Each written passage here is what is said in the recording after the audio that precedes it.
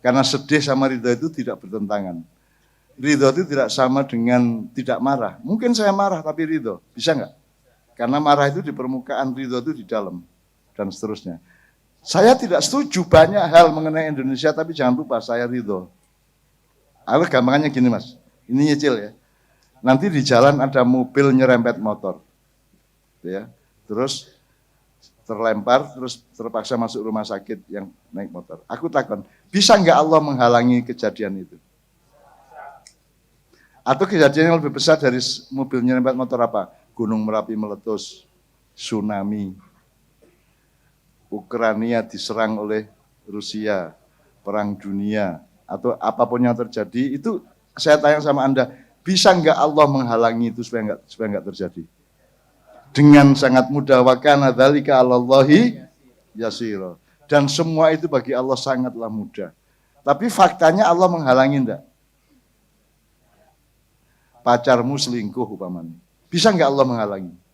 Dengan mudah Allah menghalangi selingkuhnya pacarmu itu enggak. Tapi faktanya dihalangi enggak? Enggak. Nah terus solusinya apa? Ridho. Nanti Allah yang ngurusin. Anda ridho aja, wis pokoknya disuntik ridho. Ada suntikan booster vaksin keempat ya. Apakah apa AstraZeneca apa meneh Pfizer apa meneh Moderna. Dah, ini vaksin yang keempat itu namanya ridho. Dah, enteng kamu. Setelah itu kamu akan mengalami enteng yang luar biasa dalam jiwamu dan batinmu. Tenang aja. Memang masih dendam di sini, masih mangkel, masih misuh, masih memaki-maki, bajingan asu, bajingan. Tapi itu di permukaan, tapi hatimu harus kamu tetapkan ridho. Apapun saja yang terjadi di dalam kehidupan ini, di seluruh dunia ini, aku ridho. Meskipun aku sedang mengalami kesakitan yang luar biasa, penderitaan yang sangat mendalam, saya ridho. Sebab ridho saya itu adalah kepada kehendak Allah. Kalau Allah memang tidak menghalangi motor keserempet mobil, berarti kan bagian dari kehendak Allah. Betul enggak?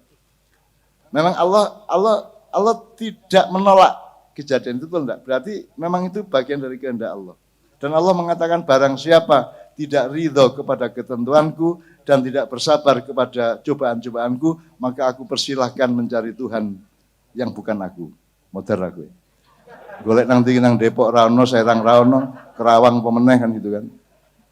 Kemana kamu? Cari Allah. Ndasmu Rano yang Allah mikir gitu kan.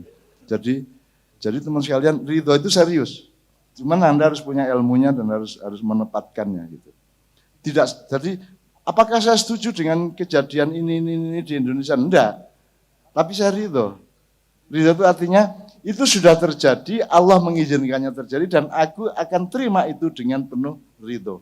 Ridhoku kepada ketentuan Allah.